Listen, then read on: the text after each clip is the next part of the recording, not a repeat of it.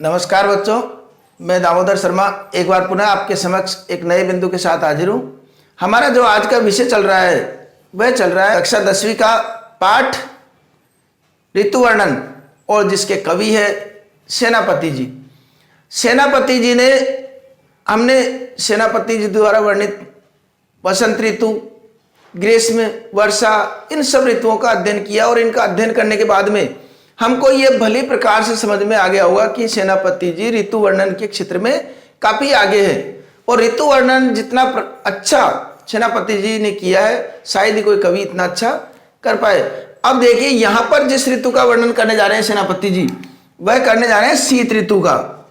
अब ये शीत ऋतु का जिस प्रकार वर्णन कवि ने किया है, बड़ा ही आकर्षक और सुंदर लहजे में उन्होंने यह वर्णन किया है। और शीत ऋतु हम जानते हैं कि शीत ऋतु अत्यधिक सर्दी पड़ती है। उस दिन शीत ऋतु में अत्यधिक सर्दी पड़ती है और सर्दी की यह हालत हो जाती है कि व्यक्ति की घर से बाहर निकलने की हिम्मत नहीं होती। कहीं भी कोई आग जलती हुई नजर आती है तो उसके पास वो अपने आप ही दौड़ा हुआ चला जाता है और जितने बचने का वो प्रयास करता है उतना वो बचने का प्रयास करता है। तो यहां पर जिस प्रकार शीत ऋतु का वर्णन किया उन्होंने सेना के रूप में शीत ऋतु को एक सेना का रूप दे दिया। और देखिए कितना गजब तरीके से वर्णन किया है कि शीत को प्रबल सेनापति कोपी चंडियो दल, कि शीत ऋतु ने अपने प्रबल वेग के साथ, सेनापति जी कहते हैं शीत ऋतु ने अपने प्रबल वेग के साथ क्रोधपूर्वक सेना के द्वारा इस संसार पर आक्रमण कर दिया, चढ़ाई कर दी। शीत ऋतु ने अपनी सेना के द्वारा प्रबल वेग से इस संसार पर आक्रमण कर दिया। तो शीत का मतलब शीत ऋतु, प्रबल वेग से, सेनापति का मतलब सेनापति जी कहते हैं, कोपी का मतलब क्रोधपूर्वक, चंडियों का मतलब आक्रमण कर दिया, दल का मतलब सेना। सेनापति ने अपने सेना के साथ प्रबल वेग से क्रोधपूर्वक इस संसार पर आक्रमण कर दिया और उस आक्रमण का इस संसार पर क्या प्रभाव देखने को मिला वो देखिए। अब निबल अनल, सबसे पहले तो अनल का मतलब आग। अनल का मतलब क्या हो गया? आग। आग क्या हो गई? निर्बल। आग इस जगह निर्बल हो गई, असहाय हो गई। गयो सूर्य सियर आय के, और सूर्य भी देखो सियर आय के मतलब ठंडा होके चला गया। सूर्य का भी कोई प्रभाव नहीं रहा और आग तो निर्बल हो ही गई और सूर्य भी ठंडा होकर के चला गया। किस वजह से? जब शीत ऋतु ने अपनी सेना के द्वारा प्रबल वेग से क्रोधपूर्वक इस संसार पर चढ़ाई की, तो उस संसार पर चढ़ाई करने के साथ ही आग तो अपने आप ही निर्बल हो गई और सूर्य भी जो है ठंडा होकर के चला गया। हिम के समीर, और शीत ऋतु ने यहीं पर अपने आप को नहीं रोका, उन्होंने यहीं पर अपने आप को नहीं रोका और क्या किया? हिम के समीर, बर्फ, हिम का मतलब बर्फ और समीर का मतलब हवा। हिम का मतलब बर्फ और समीर का मतलब हवा। अब हिम के समीर, बर्फ के समीर का मतलब हवा, तो बर्फीली हवाओं रूपी, यहां क्या अर्थ लेंगे हम? बर्फीली हवाओं रूपी ते बरसे विषम तीर। तीर का मतलब तीर, जो धनुष बाण से जो तीर छोड़ते हैं। विषम का मतलब भयानक, और बर्फीली हवाओं रूपी भयानक बाण इस संसार पर छोड़ना प्रारंभ कर दिया। बर्फीली हवाओं रूपी जो भयानक बाण है वह इस संसार पर छोड़ना प्रारंभ कर दिया। अब ये बर्फीली हवा क्या होती है? जिसको हम शीतलहर बोलते हैं। और शीतलहर में क्या होता है? व्यक्ति पूरा अपने आप को ढक लेता है और कहीं भी, जैसे गेट भी अगर खुला हुआ है तो उसको भी बंद करने का प्रयास करता है, खिड़कियां बंद करने का प्रयास करता है कि कहीं ये भयानक तीर हमको न लग जाए, इस चक्कर में छिप जाता है। तो वही स्थिति यहां पर रही है। गर्म भोन कोनन में जाए के, अगर थोड़ी बहुत गर्माहट रही है, गर्म का मतलब गर्माहट, भवन का मतलब भवन में, कोनन में जाए के, अगर कहीं पर भी थोड़ी बहुत अगर गर्माहट देखने को मिलती है तो वह कहाँ मिली है? भवनों के कोनों में जाकर। भवन का मतलब भवन, भवन के कोनों में जाकर के, कोनन का मतलब कोने में, कि केवल भवन के कोने में जाकर के ही थोड़ी बहुत गर्माहट लोग महसूस करते हैं। धूम नयन बहे, और स्थिति यह हो गई है कि धुएं के कारण नयन बहे, नेत्र बहते रहते हैं, आंखों से आंसू आते रहते हैं। लोग आग पर घिरे रहे, फिर भी लोग आग पर घिरे रहते हैं। आपने देखा होगा आग पे चारों तरफ सर्दी में बैठ जाते हैं, आग जला करके चारों तरफ आदमी बैठ जाते हैं, और उसके कारण जो आग से उठने वाली धुआं है उसके कारण उनके आंखों में आंसू आते रहते हैं।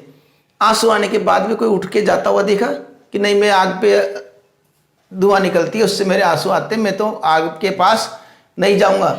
मजबूरी है, अगर आग के पास नहीं रहा वो तो वो भयानक विषय बर्फीली जो तीर है वह उसको घायल कर देंगे। इसलिए स्थिति ये हो जाती है, बेचारा इतना दीनहीन हो जाता है कि आंखों से आंसू बहते रहते हैं, फिर भी वह आग को नहीं छोड़ता है, उसी के पास घिरा रहता है। ये सो लगाई रहे नेक सुलगाई के, और ये का मतलब हृदय से, ये का मतलब हृदय से लगाए रहे, अपने हृदय से लगा कर रखता है किसको, आग को, नेक सुलगाई के, तनिक सुलगा करके उस आग को अपने हृदय से लगा करके रखता है कि कहीं ये आग ही मेरा आखिरी चारा है, बचाव का एकमात्र उपाय है, इसलिए इस आग को मुझे नहीं छोड़ना है। ऐसा सोच करके उस आग को अपने हृदय से लगा करके रखता है। मानो भीत, मानो अत्यधिक डरा हुआ हो, मानो भीत, मानो अत्यधिक डरा हुआ हो। जानी महाशीत, और अत्यधिक सर्दी को जान करके ते पसारी पान, उसने अपने हाथ पसार दिए हो, अर्थात आत्मसमर्पण कर दिया हो कि हे अग्नि देवता, अब इस शीत ऋतु के प्रबल क्रोध से आप ही मेरी रक्षा कर सकते हो। ऐसा मान करके जैसे उस अग्नि के सामने उन्होंने हाथ फैला दिए हो। जैसे अग्नि जलती रहती है तो लोग हाथ फैलाते हैं ना, तो उस हाथ फैलाने का कवि ने अलग ही तरीके से वर्णन किया है, अलग ही अंदाज में वर्णन किया है कि जैसे उस सर्दी से, उस शीत से भयभीत हो गए हो, और अत्यधिक महाशीत मान करके, अत्यधिक सर्दी मान करके उन्होंने उसके समक्ष हाथ फैला दिए हो। मानो भीत, मानो भयभीत हो गए हो। जानी महाशीत, अत्यधिक सर्दी जान करके ते पसारी पान, उसने हाथ फैला दिए। छतिया की छा राख्यो पावक छिपाई के, और इस प्रकार अपनी छाती की छा में, छतिया की छा का मतलब अपने छाती की छा में, राख्यो पावक छिपाई के, उस पावक का मतलब अग्नि, पावक अग्नि, उस अग्नि को अपनी छाती की छा में छिपा करके रखता है कि कहीं ये जो आखिरी चारा मेरे पास बचा है इसको भी कोई न ले जाए। इसलिए सारे उस पर झोंक होकर के और अपने आप को बचा लेते हैं। सारे ही अपनी छाती की छाह में, उसको हृदय की छाह में अपने शरीर से पूरा उस अग्नि को बचाने का प्रयास करते हैं, घेर लेते हैं उस अग्नि को कि हे अग्नि देवता, अब आप ही हमारी रक्षा कर सकते हो इस शीत ऋतु से। तो देखो किस प्रकार का वर्णन कवि ने किया है, बहुत ही आकर्षक तरीके से वो हमने पढ़ा। एक बार पुनः मैं दोहरान के रूप में बता देता हूं कि शीत को प्रबल सेनापति कोपी चंडियोदल, कि शीत ऋतु ने क्रोधपूर्वक अपनी सेना के साथ प्रबल वेग से संसार पर आक्रमण कर दिया, जिसका प्रभाव यह रहा कि निबल अनल, आग निर्बल हो गई और सूर्य भी ठंडा होकर के चला गया। हिम के समीर और बर्फ के समान हवा, अर्थात जो बर्फीली हवा रूपी जो विषम तीर है, भयानक तीर है, उन्होंने बरसाना चालू कर दिया शीत ऋतु ने। और ऐसी स्थिति में केवल गर्म हवा कोनन में जाए के, केवल भवन के कोनों में जाकर के ही थोड़ी बहुत गर्म भवन गर्माहट महसूस होती है। धूम नयन में, और लोगों की स्थिति यह हो गई है कि धुएं के कारण नेत्र बहते रहते हैं, आंखों में आंसू आते रहते हैं। लोग आग पर घिरे रहे, फिर भी लोग आग पर घिरे रहते हैं, उस आग को छोड़ने का नाम नहीं लेते हैं, और अपने हृदय से लगा करके नेक सुलगाई के, और तनिक उस आग को सुलगा करके अपने हृदय से लगा कर रखते हैं कि ये अग्नि ही मेरा रक्षा कवच है, और ये अग्नि ही मुझे बचा सकती है। किससे? इस शीत ऋतु से ये अग्नि ही मुझे बचा सकती है। ऐसा सोच करके उस अग्नि को वो छोड़ने का नाम नहीं लेता और अपने हृदय से छिपा करके उसको रखता है। मानो भीत, मानो ऐसी स्थिति हो जाती है, मानो भयभीत हो गया हो, उसको लगता हो कि अब कोई चारा नहीं बचा इससे बचने का, इसलिए वो भयभीत हो गया। जानी महाशीत, और अत्यधिक सर्दी जान करके ते पसारी पान, उसने अपने हाथ पसार दिए हो। पानी का मतलब हाथ, उन्होंने अपने हाथ पसार दिए हो कि हे अग्नि देवता, अब इस शीत ऋतु से आप ही हमारी रक्षा कर सकते हो। ऐसे भयभीत होकर के और अत्यधिक सर्दी जान करके उन्होंने अपने हाथ फैला दिए हो। और हाथ व्यक्ति कब फैलाता है? जब उसके पास कोई चारा नहीं रहता है। नहीं तो हर कोई व्यक्ति को स्वाभिमान, आत्मसम्मान, ये सब प्रिय, हर कोई किसी के सामने हाथ नहीं फैलाता। लेकिन कोई चारा नहीं बचता है तो मजबूरी में जाकर के किसी के समक्ष हाथ फैलाता है। तो यह स्थिति यहाँ पर लोगों की हो रही है। छतिया की छा राखियो पावक छिपाई के, और इस प्रकार अपनी छाती की छा में उस अग्नि को छिपा करके वो रखता है कि यह अग्नि ही हमारा आखिरी चारा है, यही हमको बचा सकती है। ऐसा सोच करके वह अपनी छाती की छाव में उस अग्नि को बचा कर रखता है। तो ये कितना सुंदर प्रस्तुतिकरण कवि सेनापति के द्वारा है, हमने पढ़ा। और इसकी व्याख्या हमको सहजता से हो जाएगी। हम प्रयास करेंगे तो निश्चित रूप से व्याख्या भी अच्छी लिख देंगे। अब प्रसंग, जैसा मैंने कई बार बता दिया पिछले पद्यांशों में भी, इसके प्रसंग में हमको प्रसंग, प्रस्तुत पद्यांश हमारी पाठ्य पुस्तक, अब पाठ्य पुस्तक का भी नाम लिखना है, क्षितिज के अंतर्गत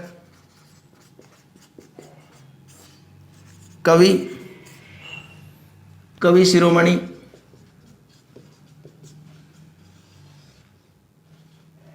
सेनापति द्वारा रचित, क्या नाम है पाठ का? ऋतु वर्णन। ऋतु वर्णन शीर्षक से अवतरित है। इसमें कवि ने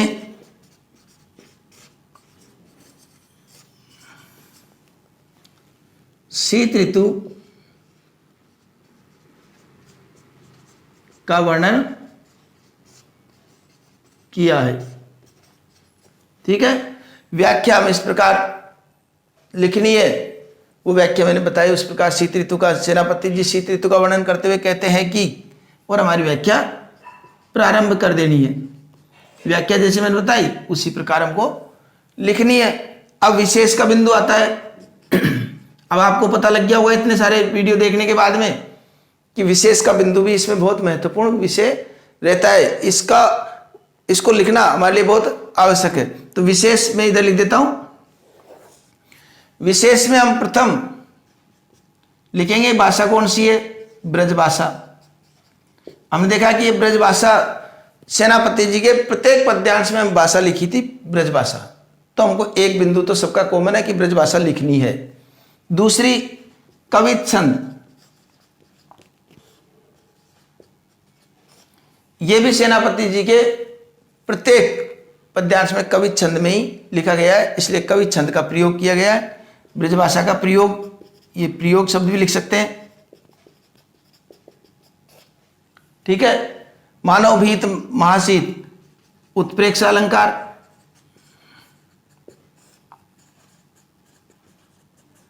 यहां उत्प्रेक्ष अलंकार लिख देंगे।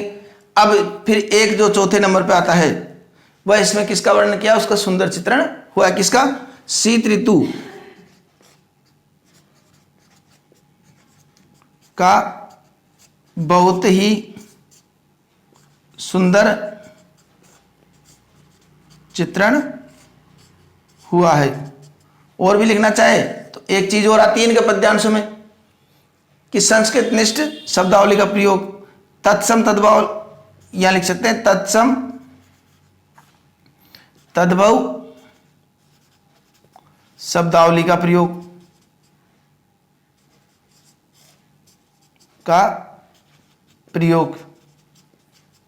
इस प्रकार ये विशेष में हम लिख सकते हैं। ठीक है, आशा करता हूं आपके ये पद्यांश भली प्रकार से समझ में आ गया होगा। अब आने वाले पद्यांश भी इस प्रकार आपको समय पर प्राप्त हो सके, इसके लिए आप चैनल को सब्सक्राइब कर लीजिए। अगले वीडियो में आपसे पुनः मुलाकात होगी, तब तक के लिए धन्यवाद।